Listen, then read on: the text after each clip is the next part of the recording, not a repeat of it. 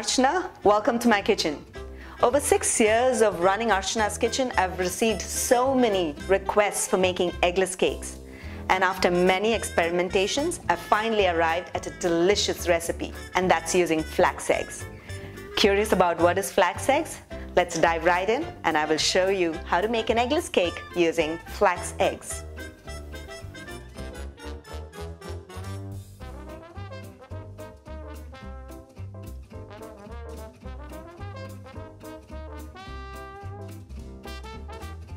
Before we begin making the recipe, I'm going to show you what is flax eggs. I have here with me ground flax meal that is made from flax seeds. And flax eggs is made using this flax meal.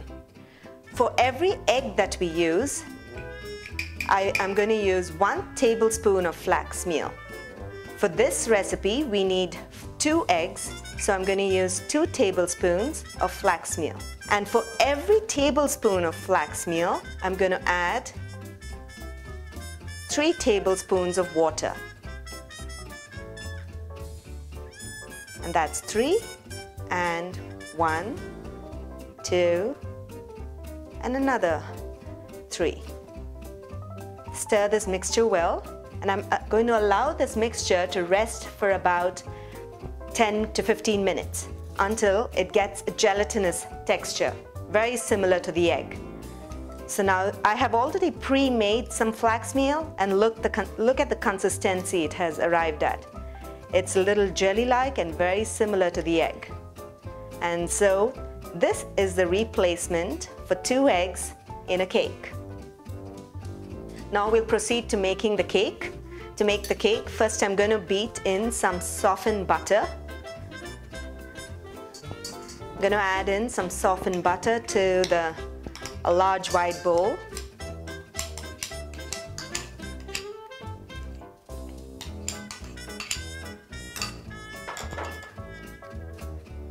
Some brown sugar.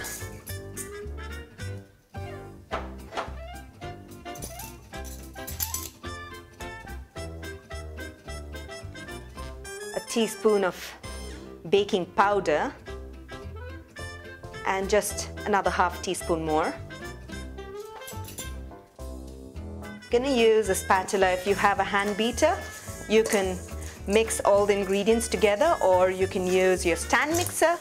But I'm going to use my spatula wooden hand beater just to show you how you can do it without any instrument. The sugar is not going to melt away as we continue beating the butter. It's going to be crystallized a little bit, and that adds texture to the cake as well. At this point, I'm going to add in the flax eggs, or the flax meal egg replacer.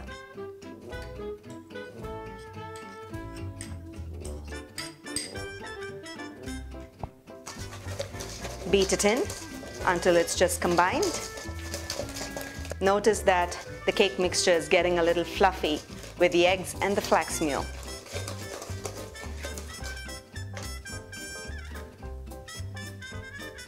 At this point, I'm going to add in the milk.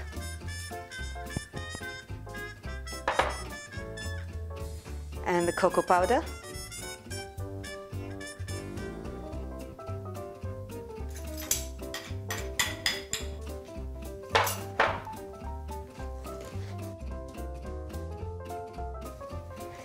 Give it a gentle stir so you don't splash the cocoa powder all over.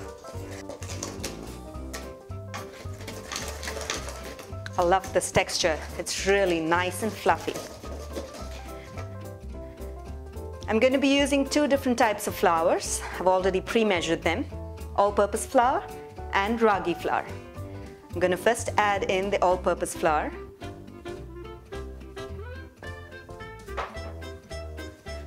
Ragi flour is also called as a finger millet flour. So essentially, you can add any type of millet flour that you have at home, or you can completely just use all-purpose flour. I like to make sure that I make my cakes a little more healthier than usual and minimize the flour content, and hence the use of millet flour.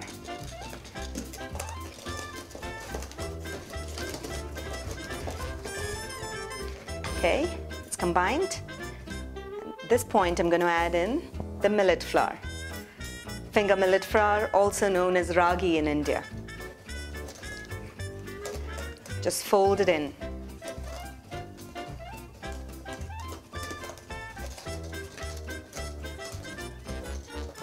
And there you go. Our cake batter is ready. So now we're ready to bake our cakes. I'm going to bake it in an 8-inch cake round pan, a round tin.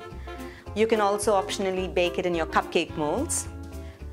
Before we begin to put the batter in, we have to first grease the pan. I'm going to show you how to grease a cake pan, which a lot of us have confusion in.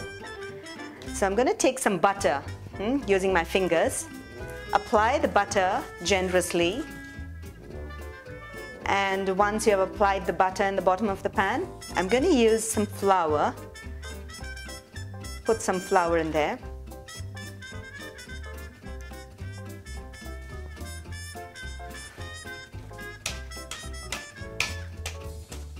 Tap the pan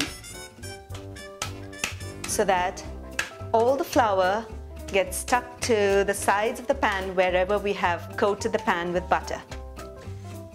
And this is called dusting and greasing of the cake pan. Drop it down and you have the excess flour gone, and you have just the right amount of flour that is needed for baking a cake. And now we're ready to pour a batter, cake batter, into the cake pan. Scoop it in.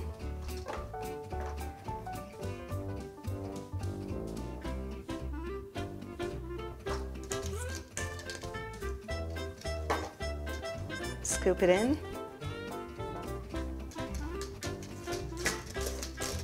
The cake batter is really fluffy. You have to try this recipe in your home if you like to bake eggless cakes. You can make vegan alternatives as well, and the recipe is there on my website to make a vegan cake by using almond milk and by using coconut oil or olive oil. I'm going to use my fingers because I don't want any amount of the cake batter to get wasted. It's precious. We can't let a delicious cake batter go away.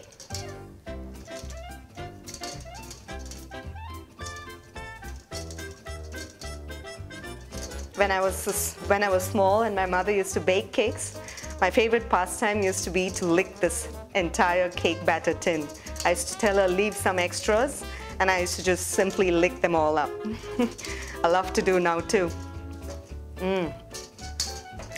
Perfect. Okay, so now what I'm going to do is to spread the cake batter evenly into the cake pan.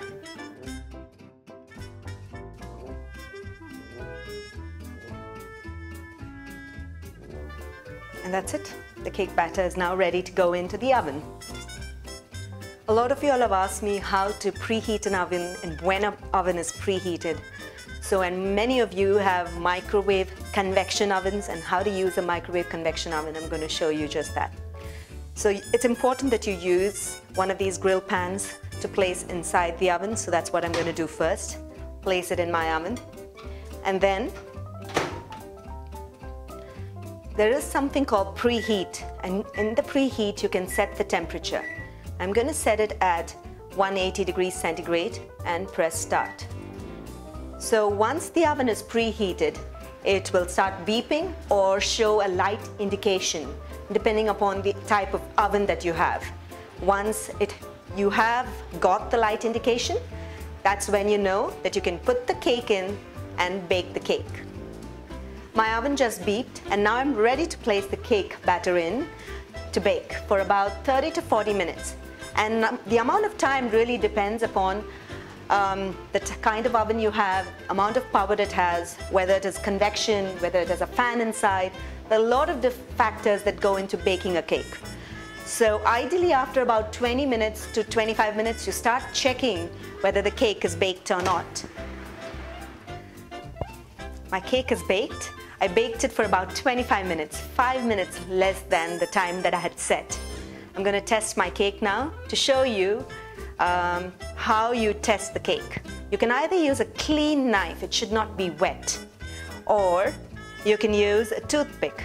You have to insert it into the cake center and nothing should be stuck on the cake, on the knife. And you insert it a little bit to the side as well. And you know, when nothing sticks to the knife, the cake is done. Now the next step. This is a spring foam pan. So taking out the cake is a breeze. So, and it just releases out like that. And to plate the cake, I'm going to, it's a double process, you'll need 2 plates. I'm going to take the plate, put it up, and invert it down. If the pan doesn't come out easily, you have to make sure that the cake is cooled down a little bit before you do this inversion. Perfect. And now to get the top part of the cake up again, I'm going to place another plate on the top and invert it. Yeah, there you go. So let's cut the cake to see if it's baked perfectly. Beautiful, it's soft, fluffy, just like a cake with eggs. The flax seeds, ooh, look at the crumbs. I love my cake to be crummy and moist at the same time. It's a little hot, so when your cake is hot and you cut it, it tends to break apart. But that's okay. We're going to eat it up anyways. I'm going to taste it.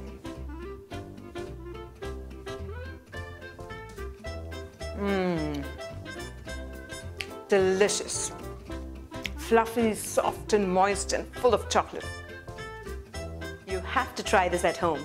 It's one of the best eggless cakes that you can ever make. When you do, don't forget to give feedback in the comments below, or even just share the recipe, like the recipe, and share it with your friends who like to cook eggless cakes.